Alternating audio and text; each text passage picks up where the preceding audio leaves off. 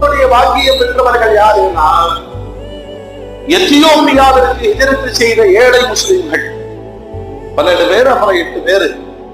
அதிலே குடும்பத்தோடு எதிர்த்து செய்த மகத்தான மனிதர் பெருமானாருடைய மகனும் மருமகளும். அதற்கு உஸ்மான் ரலியல்லாஹு அன்ஹு.